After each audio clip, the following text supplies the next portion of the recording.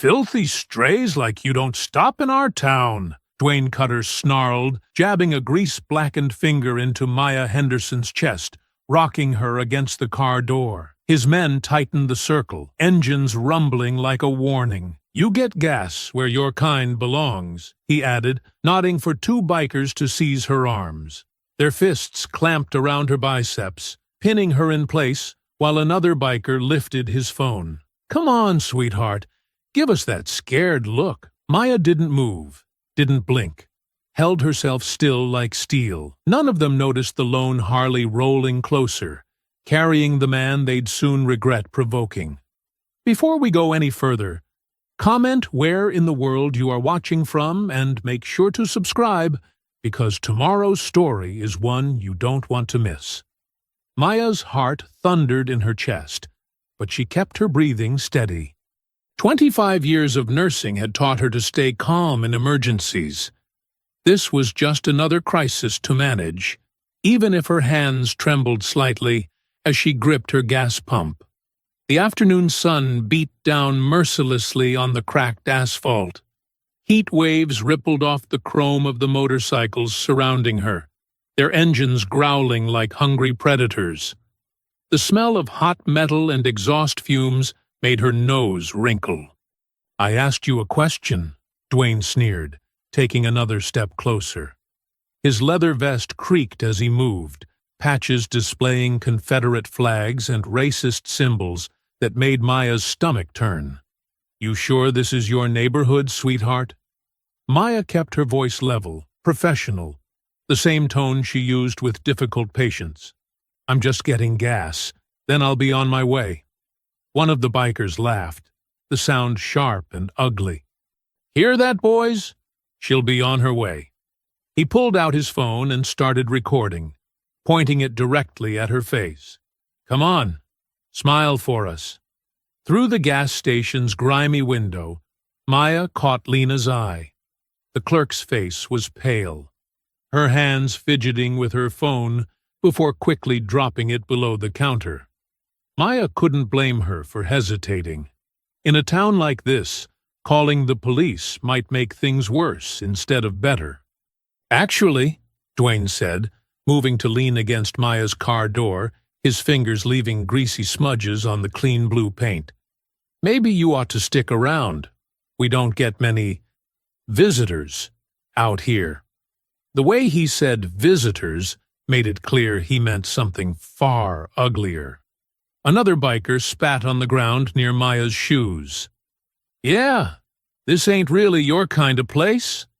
Maya's grip tightened on the gas pump. She'd lived through decades of this. The subtle threats, the not-so-subtle slurs, the constant reminder that some people viewed her very existence as a provocation. Usually, she would swallow her anger, stay quiet, live to drive another day. But something in her had shifted. Maybe it was exhaustion from her 12-hour shift. Maybe it was the weight of all those years of keeping her head down. "I have every right to be here," she said, her voice carrying across the lot. "And I'm not going to pretend otherwise to make you comfortable." The biker's grins faltered for a moment, surprised by her defiance. Dwayne's face darkened as he pushed off her car, boots scraping against pavement as he stepped even closer. "Rights?" He spat the word like it tasted bad. "Let me tell you something about rights in Iron County."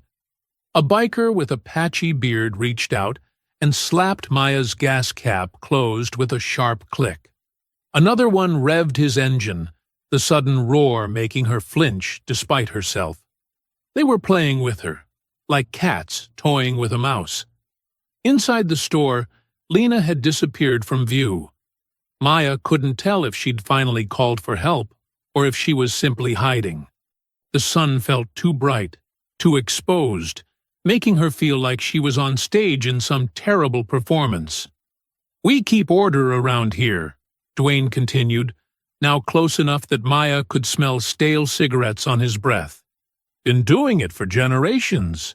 And we don't much like outsiders coming in, thinking they can just—" "I'm not an outsider," Maya cut him off, surprising herself with her own steadiness. "I've lived in this county for 30 years. I've probably taken care of your relatives in the hospital. I've helped deliver your neighbors' babies.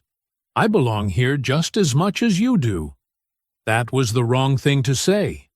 Maya knew it as soon as the words left her mouth. Dwayne's face twisted into something ugly, and the circle of bikers tightened. Someone knocked over her purse, spilling its contents across the hot pavement. Her keys glinted in the sunlight, just out of reach. "You hear that, boys?" Dwayne's voice dropped to a dangerous growl. "She thinks she belongs here. Thinks she's just like us."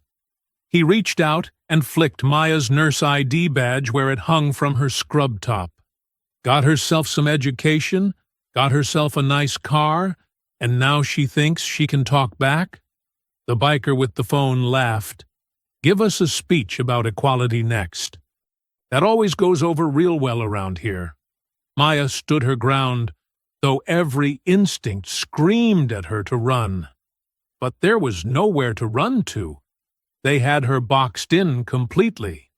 The gas pump was still in her hand, her only possible weapon if things got worse. Her car was behind her, but Dwayne blocked the door.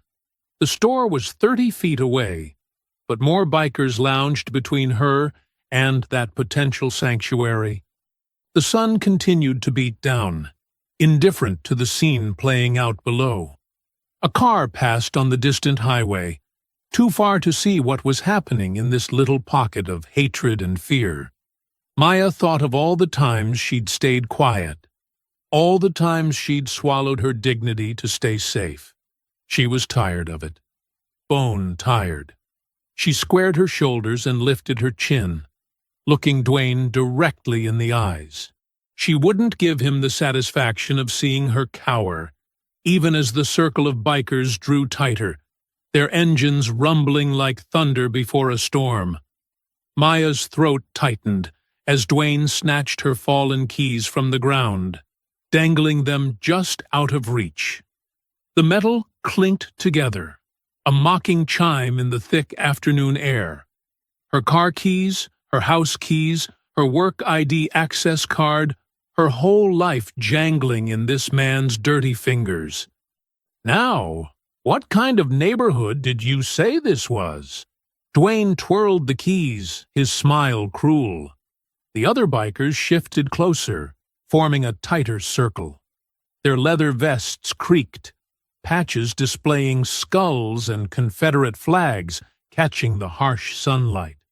Through the gas station's clouded windows, Maya glimpsed Lena hovering in the doorway. The clerk's fingers trembled around her phone, thumb hovering over the keypad, but never pressing down. Their eyes met briefly before Lena looked away, shame and fear warring on her face. "Please," Maya said, keeping her voice steady despite her racing heart. "I just want to finish getting my gas and leave." She gestured at the pump, still inserted in her car's tank. A biker with a patchy beard and yellowed teeth stepped forward. "Oh, you ain't going nowhere just yet." He slammed the fuel door shut with a sharp crack that made Maya jump. The sound echoed across the empty lot like a gunshot. "See, girl," Dwayne drawled, emphasizing the word girl with obvious contempt.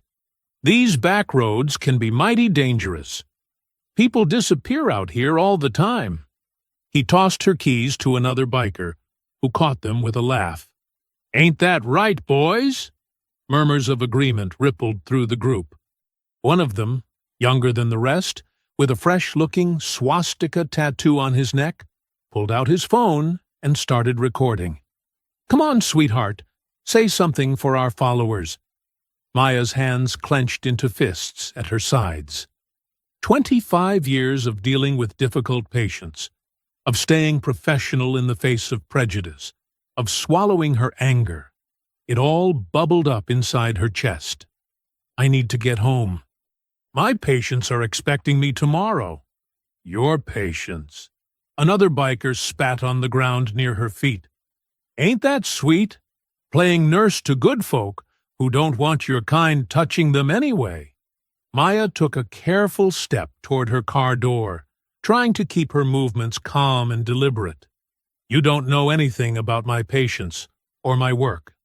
A meaty hand grabbed her upper arm, fingers digging in hard enough to bruise. Maya jerked away instinctively, her nursing shoes scraping against the asphalt as she stumbled back. "Don't touch me!"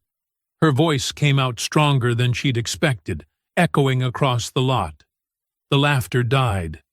Dwayne's face darkened, his earlier mocking smile twisting into something ugly.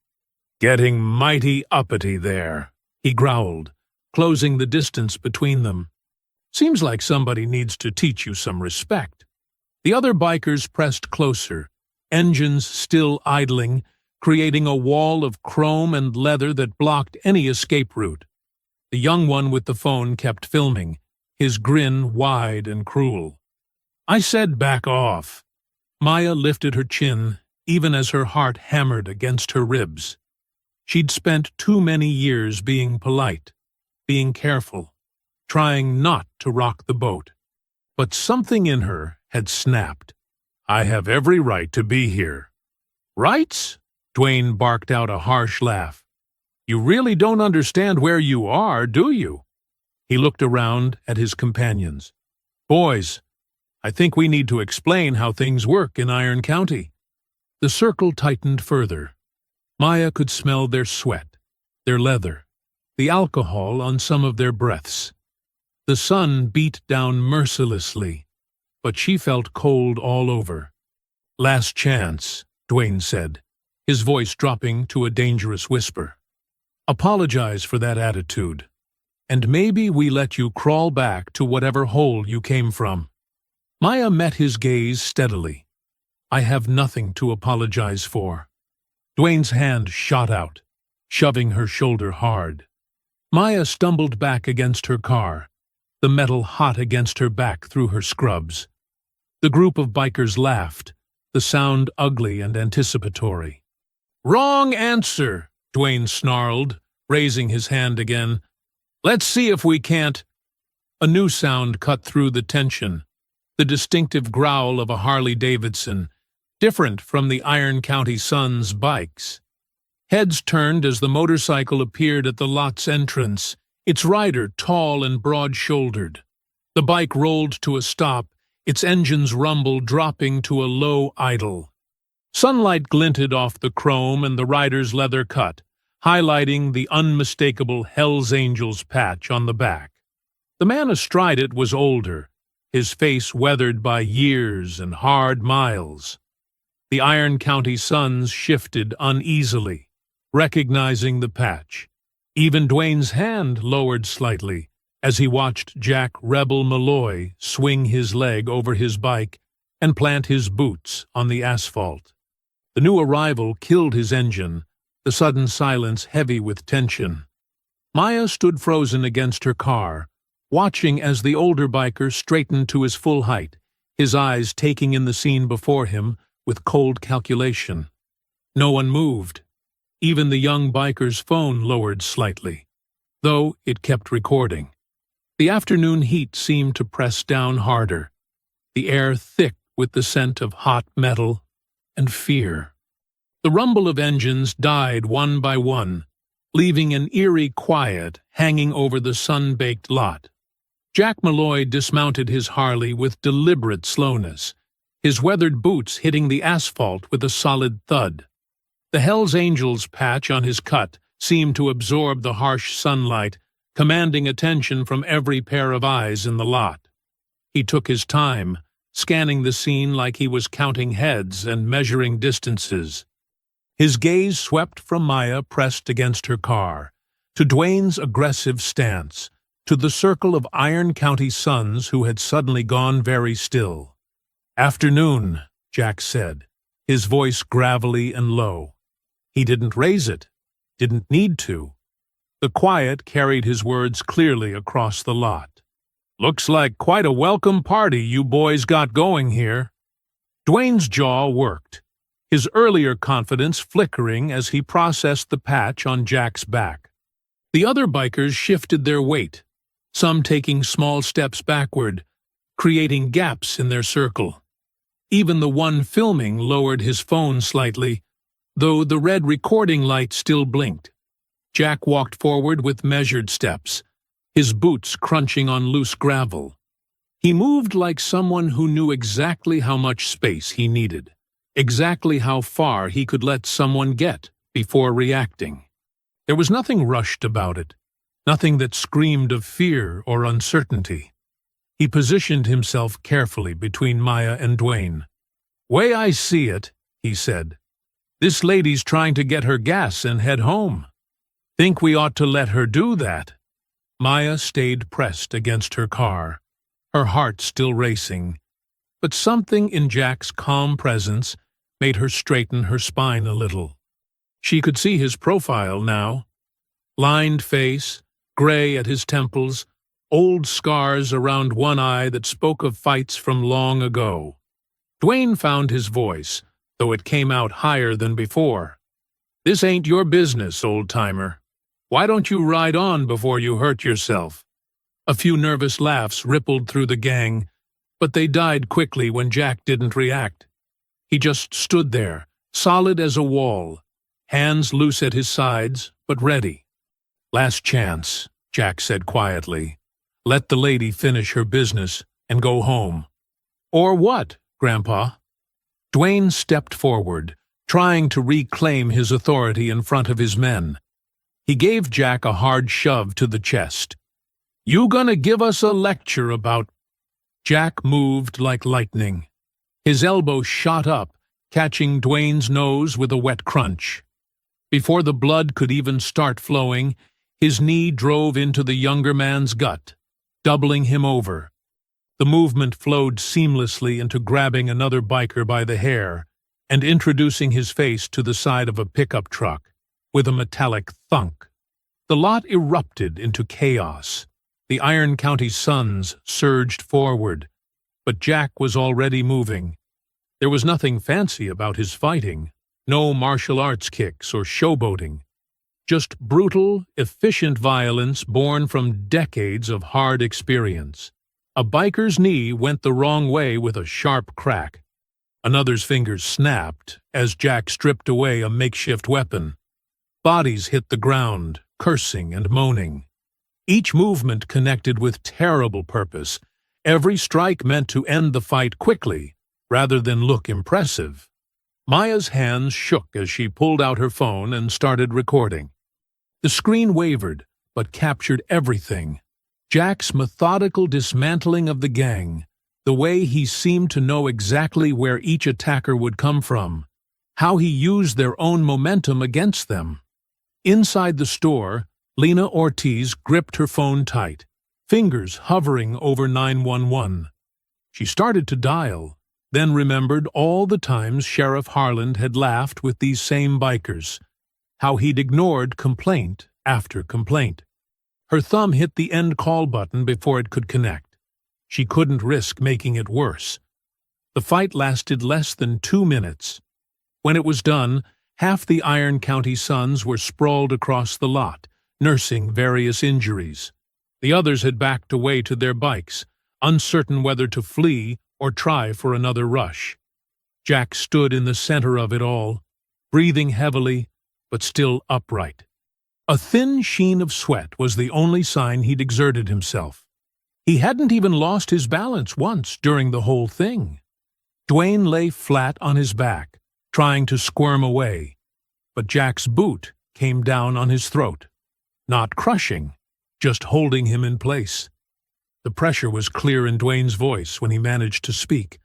You're supposed to be done, Malloy," he wheezed, blood from his broken nose painting his teeth red. "You're on parole. You should know better than crossing us." Maya's phone nearly slipped from her fingers. She looked at Lena, who had ventured to the store's doorway, and saw her own shock reflected there. This wasn't some random Hell's Angel stepping in. He knew these men, had history with them. The bright afternoon sun beat down on the scene. Jack standing over Dwayne, Maya's phone still recording, scattered bikers nursing wounds and wounded pride, Lena watching it all with wide eyes. The air smelled of gasoline, blood, and decades of complicated history about to spill over. Jack lifted his boot from Dwayne's throat, taking a calculated step back. The Iron County Sun's leader rolled to his side, coughing and spitting blood onto the sun-baked asphalt.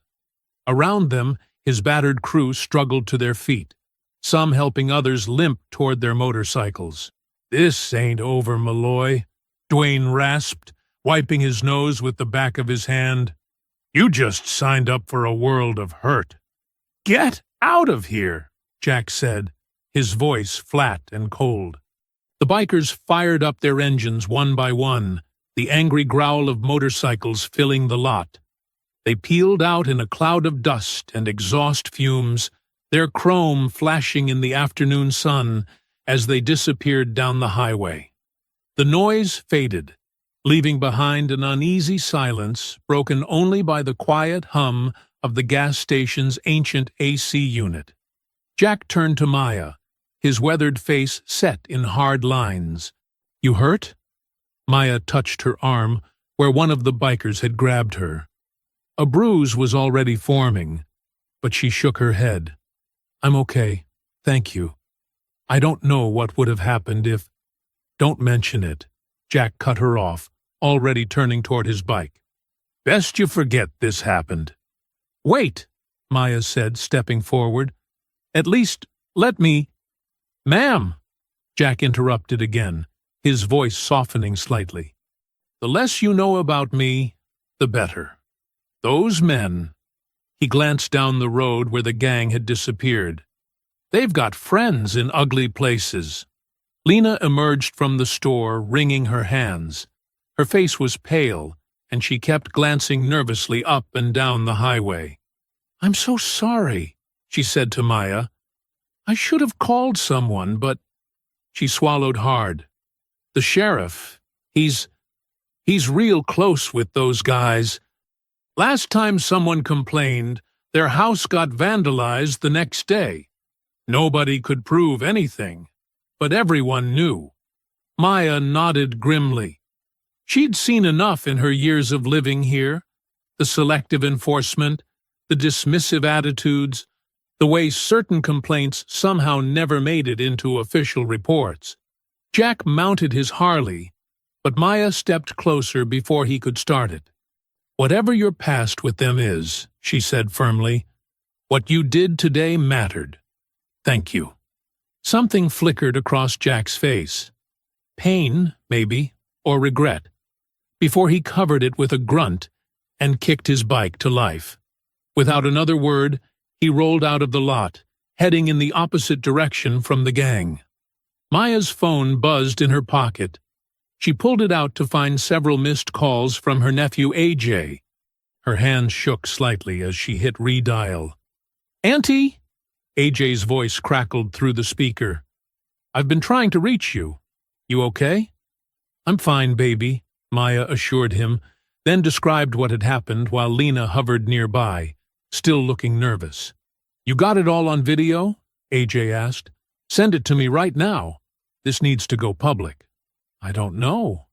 Maya hesitated, thinking about Lena's warning about retaliation.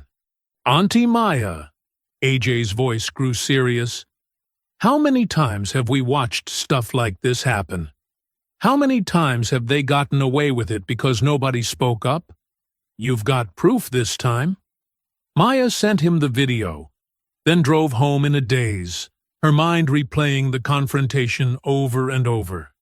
She fixed herself dinner but barely tasted it, checking her phone constantly as AJ texted updates about trimming and stabilizing the footage. As night fell, she sat in her living room, staring at the upload screen. Her finger hovered over the post button as doubts crashed through her mind. What if the gang came after her? What if the sheriff found a way to make her life hell? What if?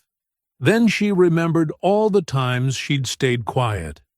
The snide comments at work she'd pretended not to hear. the way she planned her routes to avoid certain areas, the constant mental calculations of what time was safe to get gas, buy groceries, exist in public spaces. She thought of her late husband saying, "Sometimes staying safe means staying silent, and sometimes staying silent kills you slower than taking the risk." Maya typed a simple caption. "This happened today at the Highway 23 gas station. Iron County Sons gang harassing me until a stranger intervened. Sheriff's office has ignored complaints about this group for years. Not staying quiet anymore." Her thumb pressed post before she could second-guess herself again. She tried to sleep, but kept checking her phone. By midnight, the video had hundreds of shares. Comments poured in, people recognizing the gang members, sharing their own stories of harassment, praising the mysterious Hell's Angel who stepped in. Local social justice groups began tagging news outlets.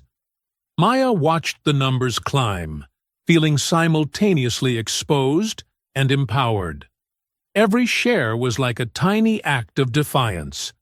Every supportive comment, a brick in a wall of solidarity. But she also knew that somewhere out there, Dwayne and his crew were seeing the same shares, reading the same comments, nursing their wounds and their wounded pride. By sunrise, the video had gone viral. Over 10,000 shares, comments flooding in from across the country. Maya sat at her kitchen table, coffee growing cold beside her, watching the notification counter tick upward. Her phone hadn't stopped buzzing since she woke up. She clicked on one comment that read, "Iron County Sons have been terrorizing people for years.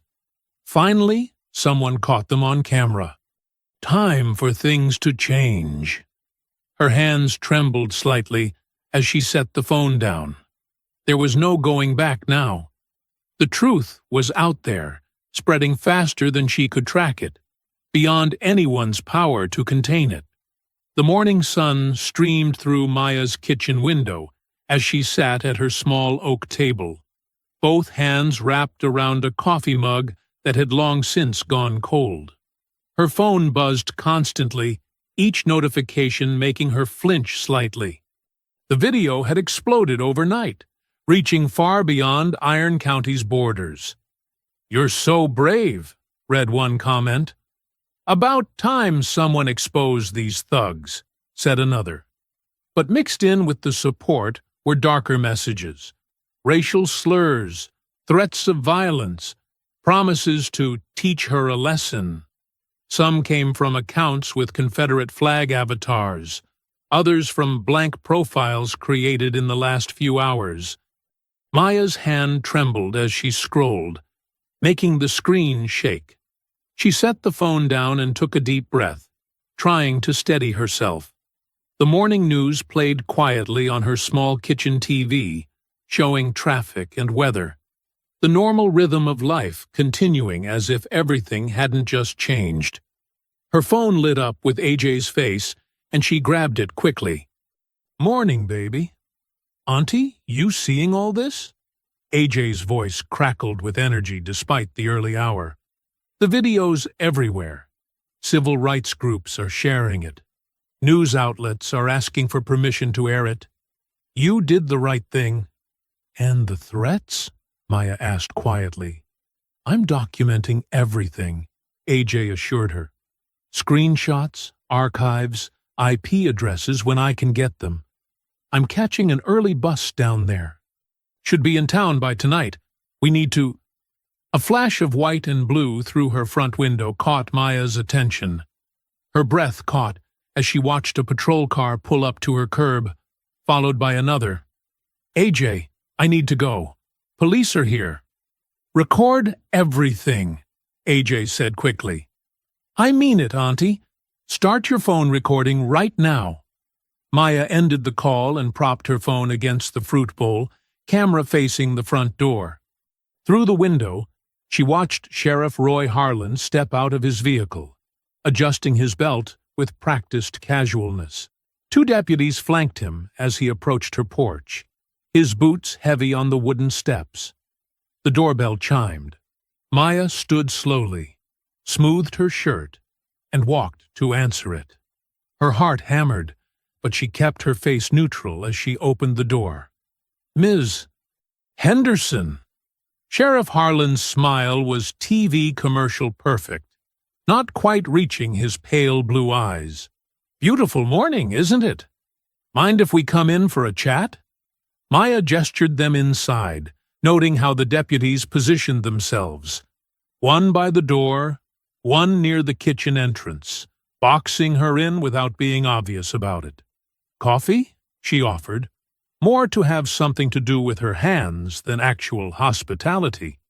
"That's mighty kind, but we won't take much of your time."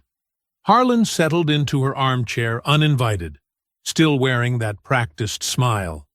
"Quite a day you had yesterday. Wanted to check how you're holding up." "I'm fine, Sheriff," Maya said, remaining standing. "Thank you for your concern."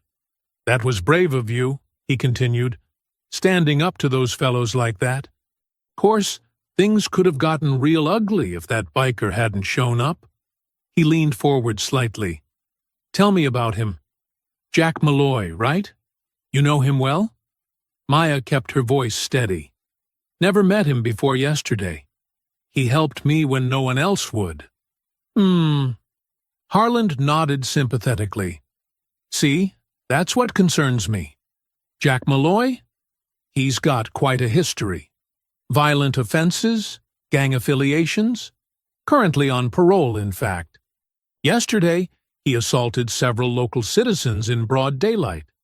Maya noticed the careful choice of words. Local citizens. Not gang members, not attackers. Just local citizens who happened to be assaulted by an ex-con. "Those local citizens were threatening me," Maya said firmly. "They put hands on me. Mr. Malloy stopped them." "And we take those allegations very seriously," Harlan assured her, though his tone suggested anything but. "But you understand how this video you posted, well, it's stirring up a lot of trouble. Outside agitators using it to paint our community in a bad light. Folks getting riled up, making threats." He spread his hands. "As sheriff, I'm concerned about everyone's safety." One of the deputies shifted his weight, belt creaking. Maya felt the pressure of their presence, the implicit threat in their positions and postures. "That video's causing problems for everyone," Harlan continued. "Might be best for all concerned if you took it down. Let proper authorities handle this through official channels." His smile widened a fraction. "For everyone's safety, you understand." Maya met his gaze. "Are you ordering me to remove it?" "Oh, no, nothing like that." Harlan chuckled, but his eyes remained cold. "Just offering friendly advice. Iron County's a small community. Hate to see anyone stirring up unnecessary tension. Things have a way of escalating when outsiders get involved." He stood smoothly, adjusting his gun belt. "Well, we won't take any more of your time. Just think about what I said. Sometimes the safest path is the quietest one." The deputies filed out first. Harlan paused at the door, tipping his hat. "You have yourself a blessed day now, Miss Henderson. Do let us know if you see Mr. Malloy again. For his own good, of course." Maya watched through her window as they drove away, the patrol cars moving unhurried down her street like sharks circling in slow water. Her hands shook as she picked up her phone and called AJ back. "They just left," she said, her voice trembling but determined. "Sheriff wanted me to take down the video. Said it was for everyone's safety." "Like hell," AJ growled. "Tell me you recorded it?" "Every word." Maya watched the patrol cars disappear around the corner. The morning sun still shone, the birds still sang, but everything felt different now. She understood with crystal clarity that this wasn't just about one incident at a gas station or one gang of racist bikers. The sheriff's visit had made that perfectly clear. This was about power. Who had it, who didn't, and who got to decide when justice was proper or official. The whole system was designed to protect certain people while keeping others quiet and afraid. "I'm not taking it down," Maya said firmly. "Not now, not ever." The afternoon sun was sinking when AJ's bus pulled into the Iron County depot. Maya spotted him immediately. Tall and lean in his city clothes, laptop bag slung over one shoulder, already scanning the parking lot with sharp eyes. The moment he saw her, his serious expression melted into a warm smile. "Auntie Maya!" He wrapped her in a tight hug, and she felt some of her tension release. Having him here made everything feel more manageable. "Let me look at you," she said, holding him at arm's length. Despite his professional attire, she still saw the little boy who used to spend summers with her, always with his nose in a computer manual or taking apart old phones.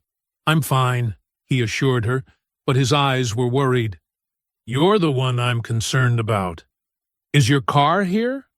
I want to see everything, the gas station, the neighborhood, all of it. We need to document the whole picture." They drove slowly through town, AJ taking video on his phone while Maya pointed out landmarks. "Sheriff's office is there," she said, nodding at a brick building with patrol cars parked outside. "Courthouse next door. They keep everything nice and close." When they passed the gas station, Maya's hands tightened on the steering wheel.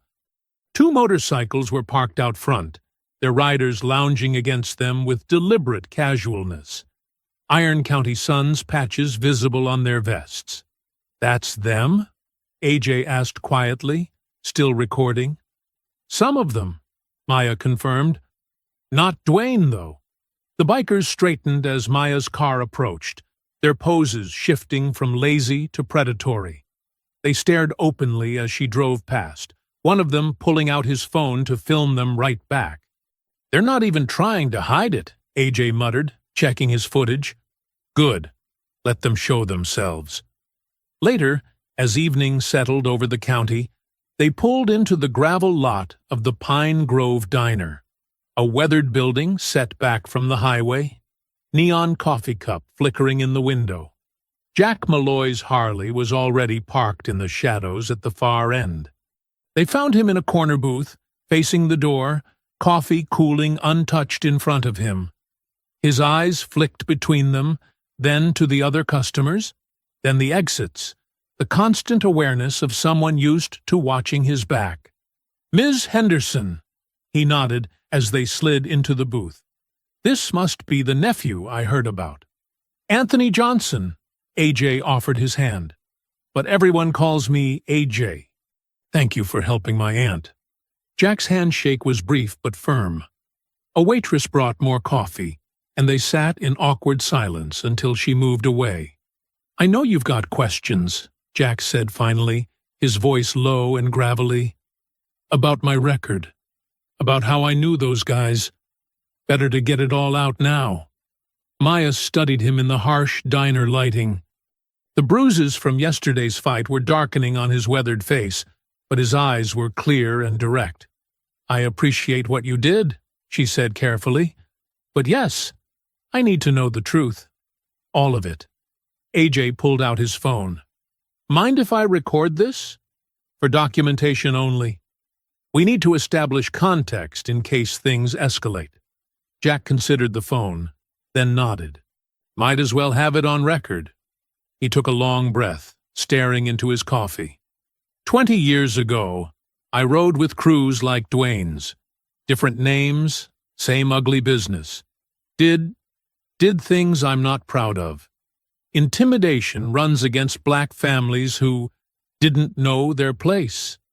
Breaking windows, burning crosses, worse sometimes. Maya felt her stomach twist, but kept her face neutral. Jack continued, his voice heavy with old shame. One night, it went too far. They wanted to firebomb a church, a black church, active in civil rights work. I couldn't. Something broke in me. Couldn't pretend anymore that we were just preserving heritage or whatever lies we told ourselves. I went to the FBI, testified against the whole chapter. That's why you're on parole? AJ asked, keeping his tone professional. Jack nodded. Plea deal. I did time for my part in earlier incidents, but they reduced the sentence for my cooperation. Been trying to not make up for it exactly. You can't make up for that kind of evil, but at least not be part of it anymore. Not stand by when I see it happening. The Hells Angels patch, Maya said. How does that fit in? Different chapter, different philosophy. They knew my past, knew I'd changed. Gave me a chance to earn my way back to something better. It's complicated. He rubbed his face tiredly. Look, I'm not asking for forgiveness or trying to play hero. Just wanted you to know who you're dealing with. The whole truth. AJ stopped the recording and slid his phone away. We're not here to judge your past, Mr. Malloy. We're documenting the present situation. Building a record of what's happening now, who's involved, what we're up against. Outside, the diner's neon cast alternating red and blue shadows across the parking lot. Jack stood at his Harley, lighting a cigarette with cupped hands, the ember briefly illuminating the scars on his knuckles. His eyes never stopped scanning the dark road, watching for headlights or movement in the shadows. Dwayne won't let this go, he told them, exhaling smoke. Men like him can't handle being humiliated, especially not in front of their crew. And that visit from Harland, that means they've got friends in high places, the kind that can make evidence disappear or witnesses change their minds. The next morning dawned gray and humid. Maya's alarm hadn't even gone off when she heard AJ's sharp intake of breath from the guest room, followed by rapid footsteps. Aunt Maya! His voice carried an urgency that had her throwing off her covers. You need to see this. She found him at the front window, phone already recording. Through the gauzy curtains, she could see her car in the driveway, and her heart sank. Even from here, the damage was obvious. Deep gouges in the paint, all 4 tires flat and lifeless. Don't touch anything yet, AJ said quietly. Let me document everything first. They stepped outside into the muggy morning air. Up close, the vandalism was even worse.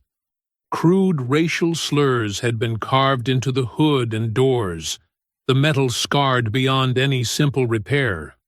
Glass from her broken taillights crunched under their feet. AJ moved methodically around the vehicle, filming every angle, narrating times and dates in a clear voice. Through partially opened blinds and curtains, faces appeared and disappeared. Neighbors watching but keeping their distance. One elderly woman started to step onto her porch, then caught her husband's warning gesture and retreated inside. Mrs. Reynolds used to bring me cookies, Maya said softly, watching the closed door. Now she can't even look me in the eye. AJ squeezed her shoulder. I'm calling it in. We need an official report, even if nothing comes of it. Maya finished. She knew the drill. Sheriff Harlan took his time arriving. Nearly an hour passed before his cruiser rolled up, followed by a young deputy's car. The sheriff stepped out unhurried, adjusting his hat, scanning the street with the casual interest of someone checking the weather. Ms. Henderson, he drawled, hands hooked in his belt. Quite a mess you've got here. Someone vandalized my car overnight, Maya stated firmly. The same people who harassed me at the gas station. Harlan circled the car, his boots scuffing through the broken glass. His expression remained pleasant, almost amused. That's quite an assumption. Could be random vandals, kids acting up, all sorts of possibilities. AJ stepped forward, phone extended. We have video of the Iron County Suns threatening her just yesterday. The same group that attacked her at the gas station. Ah, yes, the video. Harlan's smile didn't reach his eyes. The one where your aunt filmed Mr. Malloy assaulting several local businessmen. Speaking of which, has anyone heard from our Hell's Angel friend lately? The young deputy was taking desultory notes, his pen barely touching the paper. Maya noticed he wouldn't meet her eyes. This is a hate crime, AJ pressed. The slurs alone. Son, Harlan cut him off, still smiling. Unless you've got video of who did this, or reliable witnesses willing to make statements, there's not much we can do. File the insurance claim. Maybe consider being more neighborly in the future. He touched the brim of his hat and turned away, effectively ending the conversation. The deputy followed, shoulders hunched. Later that afternoon, Jack called from the side of Old Creek Road, his voice tight with pain. A pickup truck with Iron County Suns stickers had forced him onto the gravel shoulder at high speed. He'd kept the bike upright, but scraped his leg badly in the process. Didn't get a plate, he reported grimly. They knew what they were doing. Stayed just far enough ahead that I couldn't read it. But I recognized the paint job. It's Dwayne's cousin's truck. That evening, they met Lena Ortiz at her small apartment complex on the edge of town.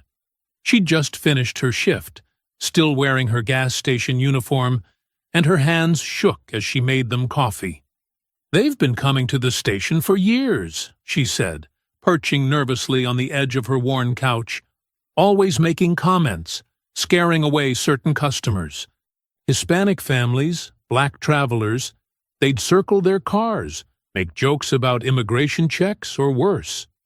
And the sheriff? AJ prompted gently, recording on his laptop. Lena's laugh was bitter. Oh, he's there all the time, friendly as can be with them. They'll harass someone right in front of him, and he just laughs, calls it boys being boys. One time, they actually knocked down an elderly black man. And Harlan? He told the man he must have tripped, said maybe he should be more careful where he walks. Maya saw tears in Lena's eyes. I wanted to help that day at the station, when they surrounded you. But I've seen what happens to people who speak up. You're helping now, Maya assured her. That's what matters. Back at Maya's house, AJ created a secure digital folder. He methodically organized everything.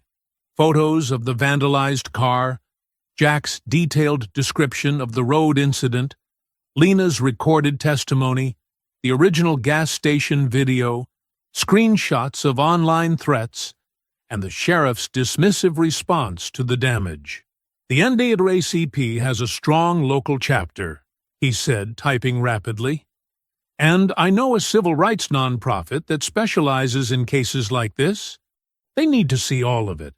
The pattern, the police involvement, everything. Maya watched the progress bar as the files uploaded to the email attachments. Each document, each photo, each video clip felt like another stone being added to a wall between her old life of quiet endurance and whatever came next. Send, AJ said finally, and clicked the button. The messages disappeared into the digital ether, carrying their evidence to people who might be able to help. Maya sat beside him, both of them staring at the screen, feeling the weight of what they'd just set in motion. The next morning's light filtered through Maya's kitchen window as she and AJ huddled over laptops at the breakfast table. Her phone buzzed with an email notification. The civil rights lawyer wanted to meet via video that afternoon. They're taking us seriously, AJ said, relief evident in his voice. But we need more ammunition before that call. His fingers flew across the keyboard, diving deep into local news archives and public records. Maya watched him work, nursing her second coffee. The morning felt heavy with possibility and danger. Jack had texted that he'd join them for the video call from his trailer, not wanting to risk being seen at Maya's house again. "Wait!" AJ sat up straighter, squinting at his screen. "Holy shit! Look at this!" He turned his laptop toward Maya. The image was from a local newspaper's website, dated 5 years ago. Iron County Sons host annual charity ride. In the photo, Sheriff Harlan stood beaming beside a younger Dwayne Cutter, both men flanking a oversized check made out to some children's foundation. Behind them hung the Iron County Sons banner, complete with their distinctive logo. "They're not even trying to hide it," Maya said, studying the familiar sneer on Dwayne's face, the comfortable way Harlan's hand rested on his shoulder. "There's more." AJ opened another tab. "Found a whole gallery. Look, Harlan at their clubhouse opening, at summer barbecues, every major Iron County Sons event. He's there, front and center." Maya's phone buzzed again. AJ had set up an encrypted messaging system for anyone wanting to share information safely, and a new contact was reaching out. The message was brief. "Young deputy, want to help. Check your email in 5. True to the promise, minutes later, an email arrived with several video attachments. The files were body cam footage, apparently from various traffic stops and casual encounters. In one clip, Harlan chatted with Dwayne outside the gas station, both men laughing. "Just keeping the peace," Harlan's voice came through clearly. "Sometimes folks need reminding where they belong. You boys are good at spelling things out." "Happy to help educate anyone who needs it," Dwayne replied with a chuckle. "Especially if they're, not from around here." Maya felt sick watching their easy camaraderie, the casual way they discussed terrorizing people. AJ downloaded everything, adding it to their growing evidence folder. By early afternoon, they had assembled a disturbing timeline. Years of documented connections between the sheriff's department and the Iron County Sons, punctuated by suspicious traffic stops, dismissed complaints, and convenient police absences during reported harassment. At 2 o'clock sharp, Maya's laptop chimed with the incoming video call. The lawyer, a sharp-eyed woman named Patricia Martinez, listened intently as they laid out their findings. Jack joined from his trailer, the wind whistling through his poor connection. "This is compelling," Martinez said finally. "The body cam footage especially. That's going to be hard to explain away. But we need more. Contemporary witnesses, people willing to go on record about current harassment. The historical pattern matters, but recent victims will have more impact." "People are scared," Maya admitted. "The Sons have been here so long, hurt so many families." "That's why building community support is crucial," Martinez replied. "The churches you mentioned, are they willing to let you speak?" Maya nodded. 3 so far. Reverend Wallace at First Baptist, Pastor Rodriguez at Living Word, and Brother Marcus at Mount Zion AME. All outside Iron County, but close enough that their congregations know what's happening here. Good. We need to break the isolation, show people they're not alone. But Martinez leaned closer to her camera. "Be prepared for escalation. Groups like this, when they feel exposed, they often lash out. They'll try to frighten you into silence before the state gets involved." "Already started," Jack growled, holding up his bandaged leg from the road incident. They spent another hour discussing security measures, documentation protocols, and the legal threshold for triggering a state civil rights investigation. By the end, Maya felt both exhausted and energized. They had a plan, allies, and most importantly, proof that the corruption went all the way to the top. That evening, Maya drove to Mount Zion AME Church, the first of her scheduled speaking engagements. The small brick building was packed, faces turned expectantly toward her as she described the gas station attack, the vandalism, the years of silence that had protected the sons and their enablers.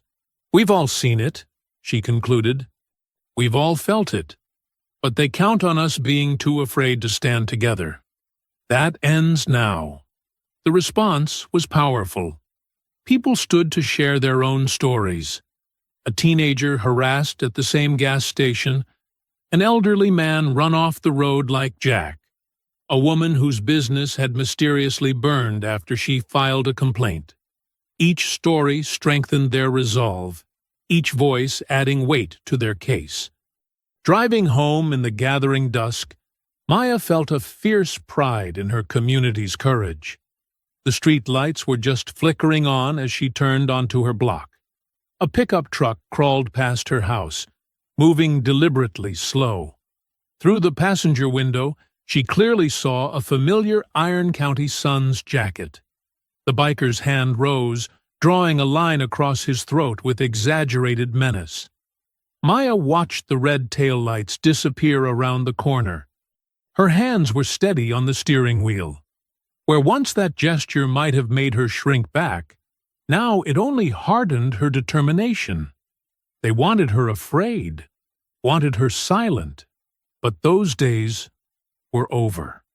The crash of shattering glass jolted Maya from her reading chair. Shards sprayed across her living room floor, glittering in the lamplight. Her heart hammered as she dove behind the sofa, phone already in hand, dialing AJ. "Someone's throwing bricks!" she whispered urgently. "Get over here!" The brick lay amid the destruction, a piece of paper tied around it with twine. Maya didn't touch it, remembering AJ's instructions about preserving evidence. Within minutes, she heard his car screech into the driveway. "Don't move anything!"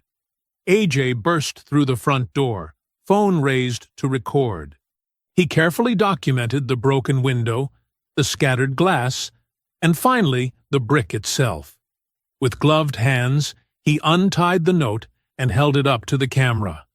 "Next time, it ain't just glass. I'm calling Patricia right now," he said, referring to their civil rights lawyer. "This is exactly what she warned us about." His fingers flew across his phone screen while Maya hugged herself, staring at the jagged hole in her window. Red and blue lights strobed through the remaining glass 15 minutes later. 2 deputies stepped carefully through the debris, followed by Sheriff Harland himself. He wore the same pleasant smile he always did, like he was stopping by for coffee, instead of investigating a threat. "Now, Ms. Henderson," he said, notepad open but pen still capped. "Any reason to think this isn't just kids acting up? Friday night. You know how they get." "Kids don't leave death threats," AJ cut in, holding up his phone to show the note. Harland barely glanced at it. "Lots of kids think they're tough guys, making threats they'd never follow through on." "Like the Iron County Suns?" Maya asked quietly. "Are they just playing tough guy games too?" The sheriff's smile tightened. "Let's not jump to conclusions. We'll take a report, increase patrols in the area." He made a few cursory notes, his deputies looking uncomfortable behind him. "We have it all documented," AJ said. "The brick, the note, your response, our lawyer's already been notified." "Well, you just let your fancy lawyer know we're handling it according to procedure." Harlan tipped his hat and left, his patrol car pulling away with deliberate slowness. Maya and AJ spent the next hour boarding up the window. Neither mentioned how the increased patrols would likely mean more harassment, not protection. The next morning brought worse news. Jack called, voice rough with barely controlled anger. "They shot up my trailer last night," he reported. Drive by around 3 a.m. Black pickup? Couldn't catch the plates. He described the bullet holes puncturing his walls, how he'd hit the floor at the first shot. Been around enough gunfire to know when to duck, he said grimly. You need to stay somewhere else, Maya insisted. No, I'm staying right here, but I'm sleeping ready now, boots on, weapons close. There was a pause, then Jack added quietly, Got my old combat knife from Nam, baseball bat too. Let them try coming inside. That afternoon, Maya spoke at Living Word Church, her voice steady despite her sleepless night. The congregation sat in stunned silence as she described the escalating attacks. When she finished, an elderly black woman stood up. They ran my grandson out of town in '95, she declared. Same gang, same tricks. Sheriff back then looked the other way too. Others began standing, sharing similar stories. Businesses threatened, homes vandalized, children terrorized. AJ recorded everything, his laptop filling with testimonies spanning decades. A pattern emerged. The Iron County Suns would target anyone they deemed outsiders, while local law enforcement consistently minimized or ignored the violence. The next evening at First Baptist, the crowd had grown. Latino families filled several pews, nodding grimly as Maya spoke. White faces dotted the gathering too. Former victims, concerned citizens, people finally willing to acknowledge the rot in their community. My husband's garage was vandalized last year, a white woman testified, voice shaking. We knew who did it. They'd been threatening him for hiring Mexican mechanics. But the sheriff's office said there wasn't enough evidence. Social media amplified their voices. AJ's careful documentation spread across platforms. The gas station attack, the vandalism, the brick, Jack's bullet-riddled trailer. Each post tagged relevant authorities and civil rights organizations. The story began appearing on local news sites, then regional ones. Look at this, AJ said 3 days later, showing Maya his phone. A reporter from the state capitol had picked up the story, focusing on the documented connection between Sheriff Harland and the Iron County Suns. The article included the charity ride photo and quotes from the leaked body cam footage. Maya's phone rang an hour later. Patricia Martinez, their lawyer, calling with news. The Attorney General's office reached out, she said without preamble. They've been monitoring the social media coverage and news reports. They want everything we've got. All the documentation, testimonies, photos, videos. They're particularly interested in evidence of Sheriff Harland's involvement.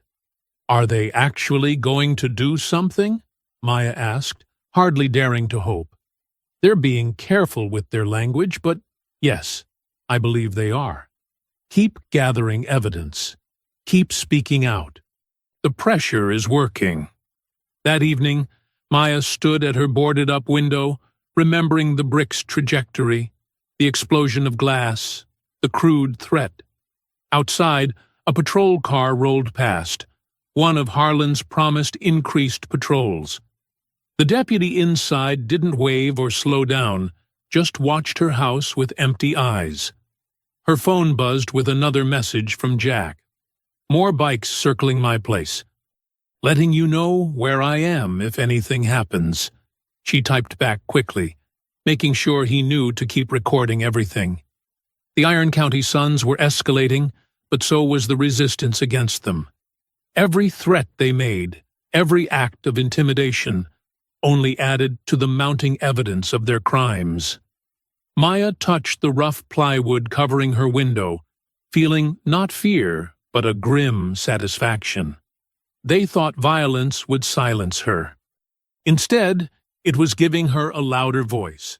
Maya stood in her kitchen, watching the morning news with AJ. The anchor's voice filled the room. The State Attorney General's office has announced a preliminary civil rights investigation into allegations of systemic racism and corruption in Iron County law enforcement, specifically focusing on connections between the sheriff's department and a local motorcycle gang known as the Iron County Sons. "They're actually doing it," Maya whispered, gripping her coffee mug tight. Camera crews descended on their small town like locusts. The gas station where it all began became their favorite backdrop, reporters standing where Maya had once feared for her life. Lena watched nervously from behind the counter as journalists interviewed locals about the Iron County Sons and Sheriff Harland. By noon, Sheriff Harland called an emergency press conference on the courthouse steps. He stood at the podium in his crisp uniform, badges gleaming, the picture of rural law enforcement. "These allegations are nothing more than political attacks," he declared, voice steady but eyes hard. "Our department has always served all citizens equally under the law. Any suggestion otherwise is simply false." The reporters weren't buying it. A journalist from Atlanta thrust her microphone forward. "Sheriff, how do you explain these photos showing you at multiple events with Dwayne Cutter, the gang leader currently under investigation?" "Those were charity events," Harland replied smoothly. "The Iron County Sons participate in toy drives, fundraisers. As sheriff, I attend many community functions. What about the body cam footage where you discuss scaring off outsiders with Mr. Cutter?" Another reporter called out. Harland's smile tightened. "That footage is taken completely out of context. We were discussing legitimate concerns about drug trafficking from outside our jurisdiction." The questions grew more pointed. Harland's answers became increasingly clipped. When asked about Maya's viral video, he insisted he couldn't comment on ongoing investigations. That afternoon, the district attorney's office announced assault charges against Dwayne Cutter and 2 other Iron County Sons members for the gas station attack. The DA looked uncomfortable at his own press conference, reading from prepared statements and refusing follow-up questions. The evidence, including video footage and witness statements, supports charging these individuals with assault, intimidation, and civil rights violations, he recited mechanically. Maya watched it all unfold on AJ's laptop in her living room. Jack sat in her reading chair, his weathered face unreadable. "They're actually doing something," Maya said. "The system's working." "Don't celebrate yet," Jack warned, but even he couldn't completely hide his relief. Support poured in from everywhere. After Sunday service, church members hugged Maya, congratulating her on standing strong. Online messages praised her courage. Local teenagers made TikTok videos about taking down corrupt cops. The Iron County Sons were notably absent from their usual haunts. No more intimidating loitering at the gas station, no more threatening drive-bys. "Maybe they finally got the message," AJ said hopefully, scrolling through positive comments on their latest social media updates. Maya spoke at a community meeting that evening, sharing her story again, but this time with triumph rather than fear. "This isn't just about one incident or one group," she told the packed room. "This is about changing a system that protected bullies and punished victims. We're showing that justice is possible when we stand together." The crowd applauded. Even some white residents who'd initially been skeptical now nodded along. The mood was cautiously optimistic. Local news covered the state investigation's first steps. Investigators interviewed witnesses, collected documents, and reviewed years of complaint records. Maya provided them with AJ's meticulously organized evidence file. The civil rights lawyers seemed confident. "This is textbook systemic discrimination," Patricia Martinez told them during a video call. "The state has everything they need to act." For the first time in weeks, Maya slept through the night without startling at every sound. The boarded window remained an ugly reminder, but it felt more like a badge of honor now, proof that she'd stood her ground and won. Jack maintained his vigilance but allowed himself small moments of peace. He fixed his bullet-damaged trailer, replaced some furniture, and even started talking about teaching motorcycle maintenance at the community college. "Might as well use my skills for something good," he said gruffly, when Maya expressed surprise at his plans.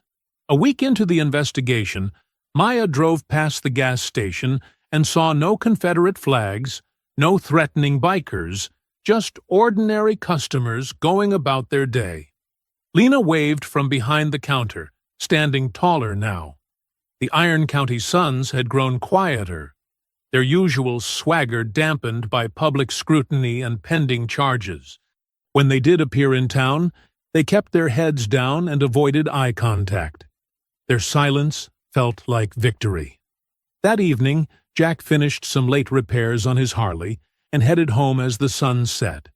The familiar rumble of his bike echoed off empty buildings as he took the back roads to avoid attention. Old habits die hard. In his mirrors, headlights appeared. Then more headlights. A convoy of bikes and trucks materialized behind him, gaining speed. Jack recognized the lead truck, Dwayne's black pickup. "Damn," Jack muttered as the vehicles closed in tight around him, their engines drowning out his own. The apparent peace had been an illusion. The Iron County Suns weren't done at all. The convoy's headlights blazed in Jack's mirrors as they herded him toward the empty strip mall. His decades of riding experience told him they'd planned this carefully. The location was perfect for an ambush. Dark, isolated, no cameras, no witnesses. The black pickup accelerated, cutting off his escape route. Jack's tires squealed as he was forced to turn into the abandoned parking lot. Broken streetlights cast weak pools of light across cracked asphalt. Weeds pushed through the concrete, nature slowly reclaiming this forgotten space. Engines roared as bikes and trucks boxed him in. Jack killed his Harley's engine, planted his boots on the ground, and faced the approaching figures. He counted at least 8 men emerging from vehicles. Dwayne Cutter stepped into the dim light, a crowbar gleaming in his hand. "Time to retire, old man," Dwayne sneered. "Should have stayed in your lane. Still need a whole gang to face one grandpa?" Jack's voice was steady despite his racing heart. His fingers wrapped around the thick metal chain he'd started carrying in his jacket. They came at him from all sides. Jack swung the chain in a wide arc, catching the first attacker across the face. Bone crunched. The man went down screaming. Jack drove his knee into another's groin, then smashed an elbow into approaching teeth. But there were too many. A crowbar caught him in the ribs. Once, twice. Sharp pain exploded through his chest. He staggered but managed to grab the weapon, yanking its wielder off balance. Jack's fist connected with the man's nose, spraying blood. "Hold him!" Dwayne barked. Strong hands grabbed Jack's arms. He thrashed and broke free, but a boot swept his legs. He hit the pavement hard. Steel-toed boots slammed into his sides. Someone stomped on his hand.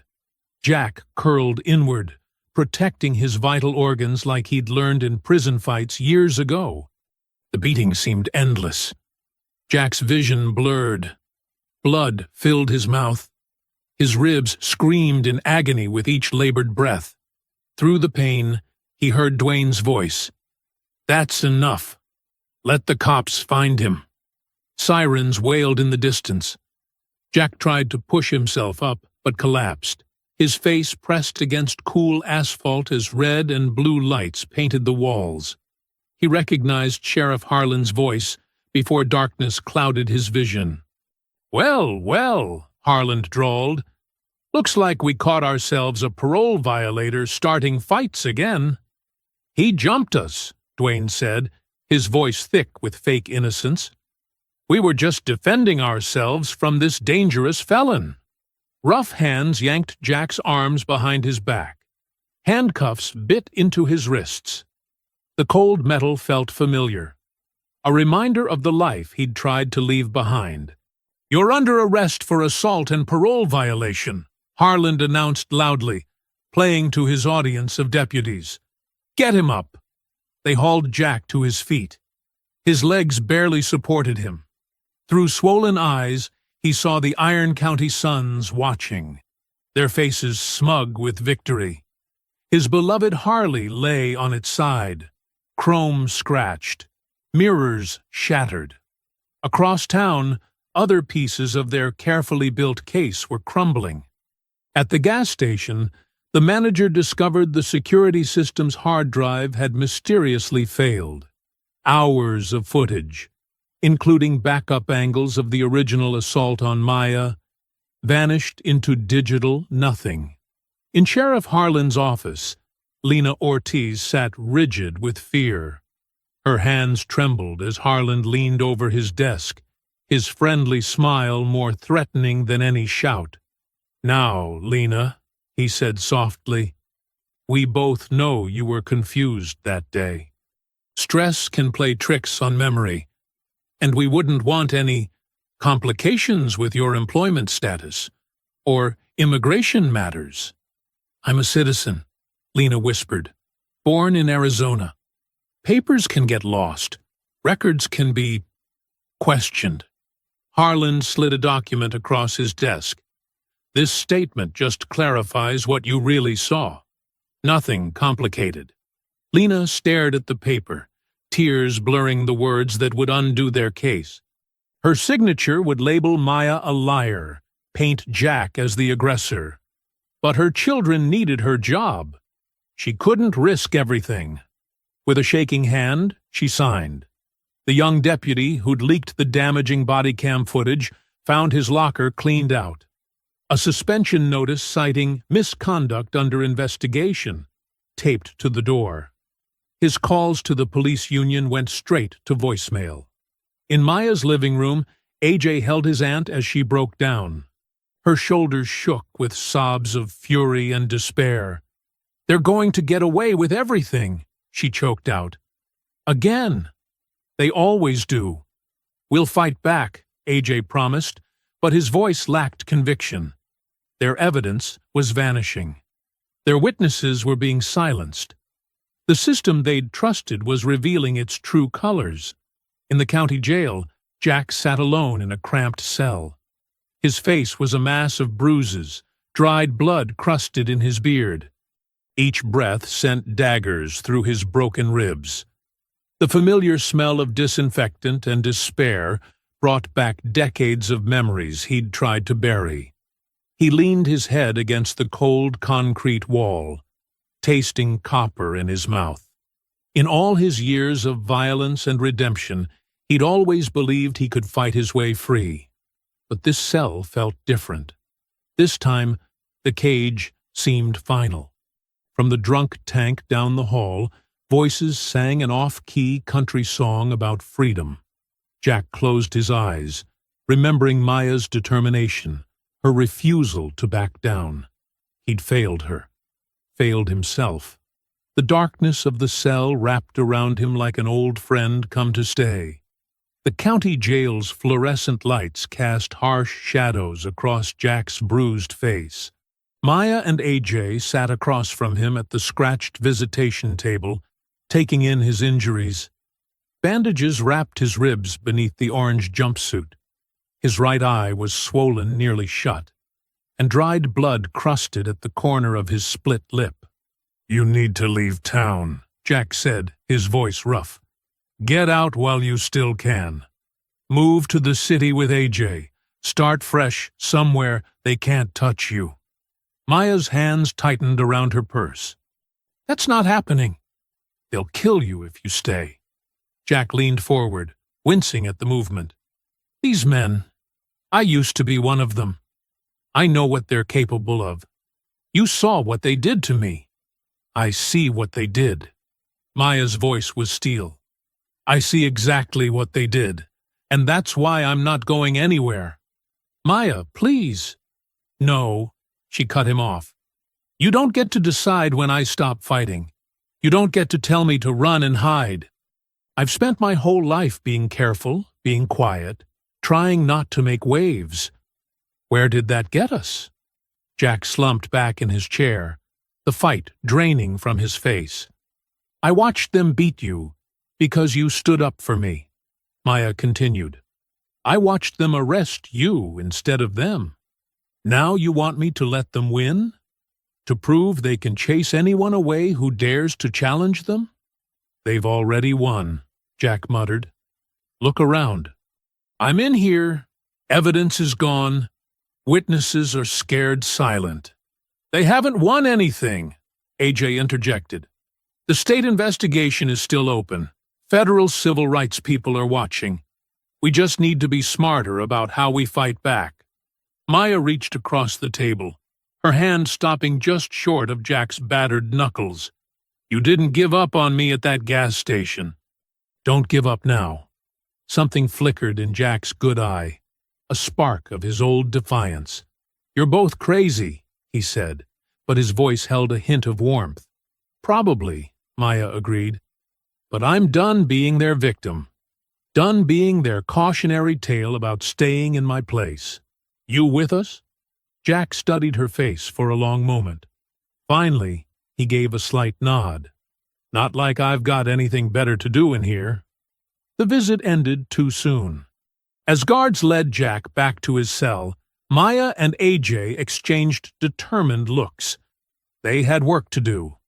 2 hours later, they sat at Maya's kitchen table with their lawyer, Sandra Chen, spreading documents across the scarred wood surface. Coffee cups and legal pads crowded between laptops and phones. The local system is completely compromised, Sandra said, tapping a stack of papers. Sheriff, DA, half the deputies. They're all tangled up with the Iron County Suns, but that corruption actually gives us leverage with state and federal authorities. The suspended deputy sent more proof. AJ pulled up encrypted messages on his laptop. Internal memos showing Harland ordered evidence deleted. Witnesses pressured. He was sloppy. Left a paper trail. Good, Sandra nodded. But we need more than paper. We need undeniable proof they can't make disappear. Maya wrapped her hands around her coffee mug, thinking, what about phones? Everyone films everything these days. They'll just confiscate phones, crash hard drives. AJ shook his head. Then his eyes lit up. Unless we don't store anything locally. We live stream everything. Live stream? Maya asked. Multiple encrypted feeds going straight to cloud servers, social media, news outlets. AJ's fingers flew across his keyboard. If enough people are watching in real time, they can't cover it up. We just need to get them to incriminate themselves on camera. They're too careful now, Sandra warned. After the gas station video, they'll watch what they say and do in public. Then we need them somewhere they feel safe, Maya said. Somewhere they think they can talk freely. AJ's phone buzzed. He glanced at it, then sat up straighter. Speaking of safe spaces, just got an anonymous tip. The Iron County Suns are planning a big freedom rally next weekend. Rural warehouse out past the county line, expecting a huge turnout. Maya met his eyes across the table. The same realization hit them both. This was their chance. A gathering where the gang would be drunk, armed, and arrogant. Where Harland would likely show up off-duty, guard down. Where they could catch everything on multiple live streams before anyone realized what was happening. It's risky, Sandra cautioned. If they catch you filming, everything about this is risky, Maya replied. But we've found our stage. Now, we just need to plan how to use it. AJ was already typing furiously, muttering about camera angles and backup streams. Maya sipped her coffee, imagining the warehouse filled with Iron County Suns, imagining finally exposing every ugly truth they'd tried to bury. Her hand still ached from gripping the visitation table, from wanting to reach out to Jack, but being stopped by rules and plexiglass. She thought of him sitting in his cell, bruised but not broken. Thought of Lena signing that statement under duress. The young deputy stripped of his badge for doing the right thing. All the people these men had hurt and scared over the years, thinking they were untouchable. "We'll need help," she said. "People we can trust to be in position with cameras. People brave enough to stand with us. I know some activists who'd come down from the city," AJ offered. "They know how to document this stuff safely." Sandra started making notes. "I'll alert some colleagues to be ready, have people monitoring the streams. If we catch anything criminal, we can move fast." The kitchen filled with the energy of purpose, of a plan taking shape. Outside, afternoon sun slanted through the windows, casting long shadows across the yard where the gang had left their threats. But Maya didn't feel afraid anymore. She felt ready. The metal door of the county jail groaned open. Jack stepped into the harsh sunlight, squinting as Maya and AJ hurried to meet him. His face was still a mess of purple and yellow bruises, but his eyes held steady determination. "Bond went through faster than expected," he said, limping toward Maya's car. "Your lawyer's good." "Sandra knows how to push the right buttons," AJ replied. "Those photos of your injuries hit social media hard. Plus the deputy's statement about the arrest being suspicious. They couldn't keep you without looking worse." Maya opened the passenger door for Jack, noticing how he winced getting in. "How are the ribs?" "Been better. Been worse." Jack adjusted himself carefully in the seat. "Where are we meeting, everyone?" "Old church basement on Oak Street," AJ said from the back. "Pastor's sympathetic, but wants deniability. We go in different doors, different times." They drove through town carefully, watching for followers. The church sat quiet and dark, its worn brick walls offering silent protection. They entered through the side door, one at a time, descending creaking stairs to where a single bulb lit the basement meeting room. The suspended deputy, James Wilson, was already there, still strange to see in civilian clothes instead of his uniform. He had a stack of papers on the folding table in front of him. "Took these before they suspended me," he said without preamble. "Harlan's emails going back 6 months. Look at the highlighted parts." Maya leaned over the printouts. Phrases jumped out. "Keep the boys safe from complications. Know how to shut down complainers. Handle it like always." Nothing explicitly criminal, but the pattern was clear. "He was careful with words," Wilson said, "but anyone reading these knows what he meant. The sons do whatever they want, and he makes sure nothing sticks." "We need more than implications," Jack said, easing himself into a metal chair. "Need them saying it outright." The basement door creaked again.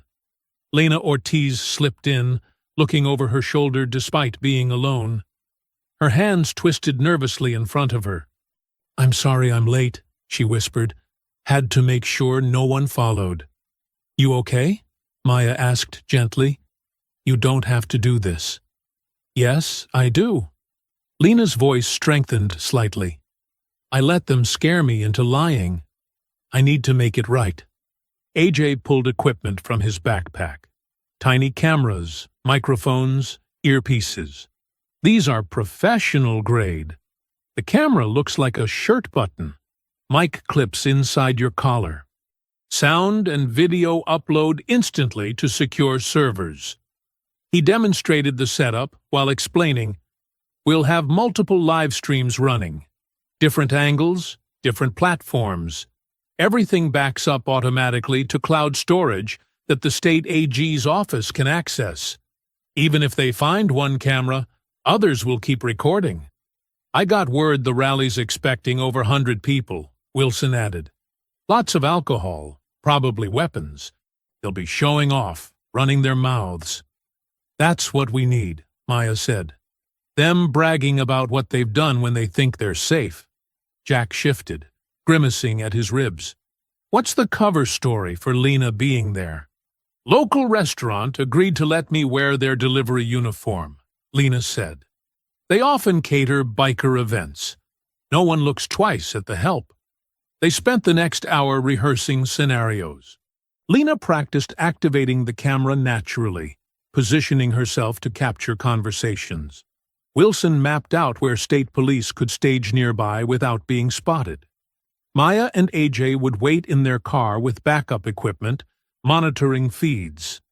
Remember, AJ stressed, we're not trying to catch random bikers being racist. We need clear evidence linking Harland to the son's crimes. Need them talking about the gas station attack, the witness intimidation, the evidence tampering. And if things go bad? Maya asked. I'll have state police on speed dial, Wilson said. First sign of real trouble. We shut it down. Jack's face darkened. They'll be armed, drunk, angry about the investigation. Everyone needs to be careful. They ran through the plan twice more, checking equipment, confirming signals. The basement felt close and warm, thick with tension and purpose. Finally, days later, the afternoon of the rally arrived. Maya stood in her bedroom, checking her appearance one last time. Simple clothes, nothing memorable. Her hands were steady as she packed AJ's spare cameras into her purse. Across town, Lena put on the restaurant's red polo shirt, practiced her nervous smile in the mirror until it looked natural.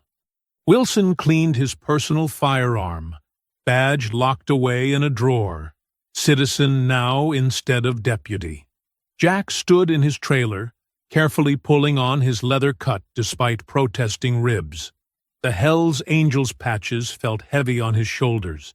His reflection showed a man battered but unbowed, scars telling stories of survival. AJ did final checks on his equipment, muttering technical specifications like prayers. Backup batteries, extra memory cards, redundant uploads. Everything had to work perfectly. Maya picked up Jack first.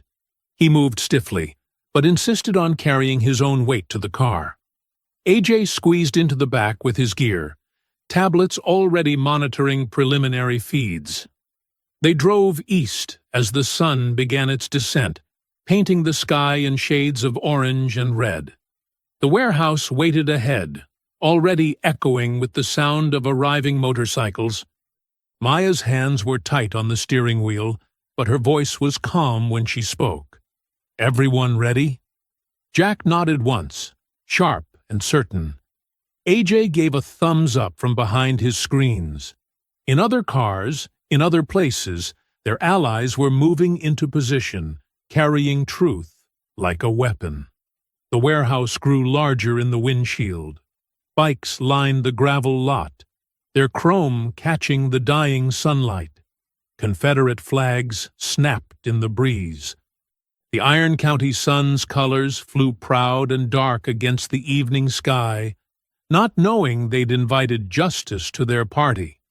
The warehouse parking lot blazed with headlights and torches as bikes and trucks packed the gravel. Confederate flags hung from poles and tailgates, while Iron County sun's patches dotted the growing crowd like dark badges of hate. Music thundered from massive speakers, drowning out individual voices into a threatening roar. Dwayne Cutter sprawled in a camping chair near the warehouse entrance, holding court like a backwoods king. Empty beer cans littered the ground around his boots. His bruises from the gas station fight had faded, but the humiliation still burned hot. "Ain't nobody gonna make fools of us in our own county," he slurred to the circle of nodding bikers. "That old man thought his Angels patch meant something. We showed him different, didn't we, boys?" Laughter rippled through his audience.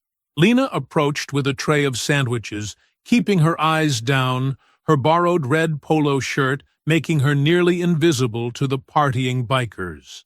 The hidden camera, disguised as a button, captured everything. "Pass them sandwiches here, girl," Dwayne called, waving her closer. She complied, positioning herself perfectly as he continued bragging. "Should have seen that traitor Malloy when we caught him in that lot. All that tough talk at the gas station? Gone real quick when 6 of us had him down." More cheers. Lena's hands trembled slightly as she served food, but the camera stayed steady. Outside in Maya's car, AJ watched multiple video feeds on his laptop screen, giving quiet updates through their earpieces. "Audio's clear," he whispered. "Everything's uploading in real time." Dwayne grabbed another beer, spilling foam as he gestured. "And that nurse thinking she could shame us with her little video? That brick through her window was just the start. She'll learn. They all learn. Sheriff's got our backs anyway," someone added, and Dwayne grinned wide. "Hell yeah, he does. Harland knows how to make charges disappear. Been doing it for years." He crushed his empty can. "That's what you get when you keep the right people happy." In the shadows by the warehouse's side door, Maya and Jack listened through their earpieces. Jack's ribs ached under his leather cut, but his eyes were sharp and focused. "Got enough?" he muttered. "Feed's solid," AJ confirmed through the earpiece. "State AG's office is watching live. Multiple backups running." Maya nodded once, steel in her spine. "Let's do it." They stepped through the door into harsh fluorescent light. The warehouse fell quiet in waves as people noticed them, music suddenly seeming too loud in the tension. Dwayne stood, swaying slightly, face twisting from shock to rage. Well, he sneered. "The nurse and the traitor, coming to get beat down proper this time." "We heard you confessing, Dwayne," Maya said clearly, her voice carrying. "To assault, vandalism, witness intimidation. Hundreds of people are watching this live stream right now, including state authorities." Dwayne's face purpled. "Shut your mouth. Bye." "Including," Jack cut in, "your cute story about Sheriff Harland fixing cases for you." Dwayne's hand chopped through the air. "Take them!" The warehouse erupted. Bikers surged forward as Lena scrambled for safety, camera still rolling. 2 men rushed Jack from the front, while another tried circling behind. Despite his injured ribs, Jack moved with brutal efficiency. He grabbed a pool cue from a nearby table, cracking it across the first attacker's face. The man dropped, blood spraying. Jack swept the broken cue low, taking out the second biker's knee with a wet crunch. The third man swung a chain. Jack caught it around his forearm, yanking the biker off balance and driving an elbow into his throat. More attackers came. Jack used everything in reach: chairs, bottles, tools from workbenches. Each movement was precise, each strike devastating. Maya saw a biker sneaking up behind Jack with a raised wrench. She grabbed a metal bar from a shelf and swung hard, connecting with the man's forearm. Bone snapped. He screamed, weapon clattering to the floor. "Cameras running!" AJ's voice crackled through their earpieces. "Every angle!" Dwayne bellowed and charged Jack directly. They crashed together like bulls, trading brutal shots. Jack's ribs screamed as Dwayne landed a heavy punch, but he answered with a savage headbutt that rocked the younger man back. They grappled and struck, smashing through tables and sending bikers scrambling. Despite his injuries, Jack's experience showed. He methodically broke Dwayne down with precision strikes to joints and vital areas. A final thunderous right hand dropped Dwayne to the concrete. He tried to rise and couldn't, blood streaming from his nose and mouth. Distant sirens began to wail. Dwayne's hand darted to his boot, coming up with a hunting knife. The blade slashed across Jack's forearm as he raised it defensively. But before Dwayne could strike again, Jack trapped his wrist and twisted sharply. The knife clattered away. Jack drove his knee into Dwayne's sternum and pinned him face down, arm wrenched up behind his back. Red and blue lights began strobing through the warehouse windows, painting the scene in police colors as the sirens grew louder. Red and blue lights strobed across the warehouse as state police cruisers and unmarked federal vehicles flooded the lot. Engines died, doors slammed, and officers emerged with weapons drawn. The live-stream cameras kept rolling, capturing everything in stark detail. Jack pinning Dwayne to the concrete. Bloodied bikers sprawled or kneeling. Weapons scattered across the floor. "Police! Everyone on the ground!" Commands echoed through the space as tactical teams swept in, methodically securing each section. Dwayne struggled weakly under Jack's grip.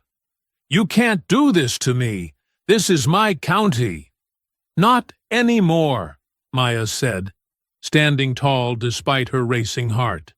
State officers approached carefully. "Sir, we'll take him now," one said to Jack, who nodded and eased back, letting them cuff Dwayne. "Dwayne Cutter," the lead agent announced. "You're under arrest for assault, attempted murder, conspiracy to commit hate crimes." "This is garbage," Dwayne spat blood. "Call Harland. He'll straighten this out."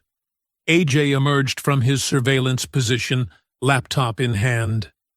Every confession is recorded and backed up to multiple secure servers, including the parts about Sheriff Harland fixing cases. Around them, other Iron County sons were being zip-tied and searched. Officers found brass knuckles, illegal knives, and several unregistered guns in their vehicles. The bikers' faces showed shock as they realized their usual protectors weren't coming to help. Lena stepped forward, still wearing her borrowed polo, and handed her recording devices to a federal agent. Her hands shook, but her voice was steady as she gave her statement about years of witnessed intimidation. Tires crunched on gravel outside. Sheriff Roy Harland burst through the door, face purple with rage. Two deputies flanked him, looking uncertain. "What the hell is this?" he demanded. "This is my jurisdiction. You have no authority." A stern-faced state investigator cut him off.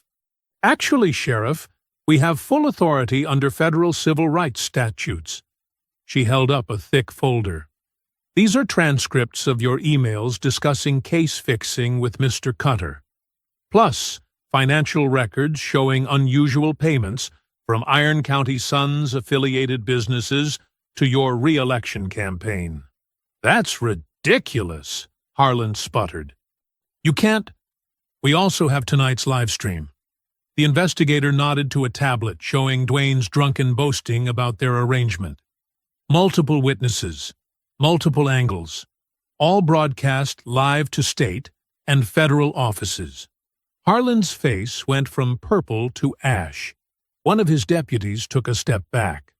"Roy Harland," the investigator continued, "you're under arrest for conspiracy, obstruction of justice, and violation of civil rights under color of authority."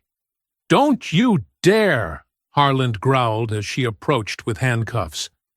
"I've worn this badge for 28 years." "Not anymore." She nodded to his chest. "Remove it." A young deputy, the same one who'd leaked the original body cam footage, stepped forward. With trembling fingers, he unpinned Harland's badge. The sharp click seemed to echo through the warehouse. Harland's shoulders slumped as the cuffs closed around his wrists.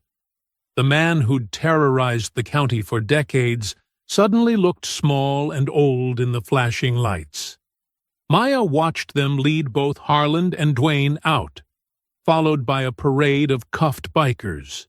Her phone buzzed with messages from AJ's live stream viewers celebrating justice being served. Tears pricked her eyes, but she blinked them back. This wasn't time for crying. State officers spent hours processing the scene. Maya, Jack, and Lena gave detailed statements. Their lawyer arrived, ensuring everything was properly documented. News vans began appearing outside, reporters hungry for the story of small-town corruption exposed.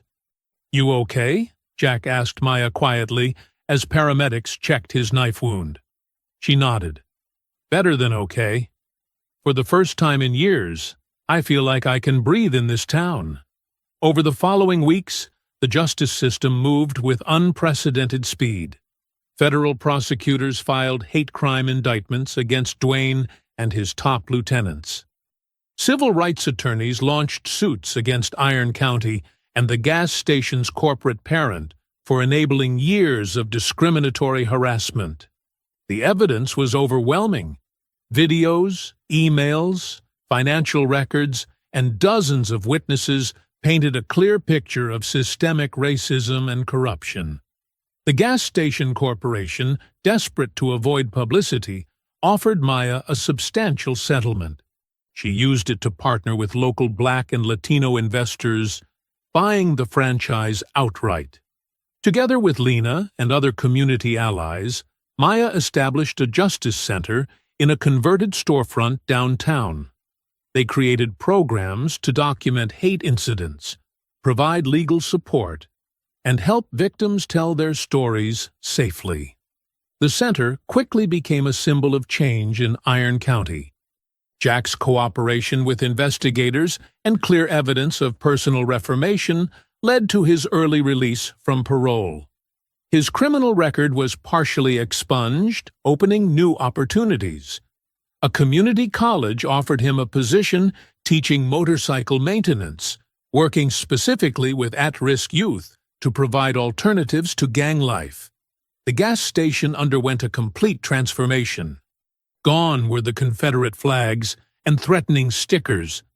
Fresh paint brightened the walls, and security cameras, their footage backed up to multiple locations, kept watch. A local artist painted a striking mural along one wall, diverse hands working together to break iron chains. Months after the warehouse raid, Maya stood behind the register on a quiet afternoon. The door chimed as Jack's Harley rumbled into the lot. He parked and stretched, his injured arm fully healed. Another customer approached, a black teenager Maya hadn't seen before. He hesitated at the entrance, eyeing Jack's leather cut nervously. "You're safe here," Maya called warmly. "We made sure of it. I hope you enjoyed that story. Please like the video and subscribe so that you do not miss out on the next one. In the meantime, I have handpicked 2 stories for you that I think you will enjoy. Have a great day.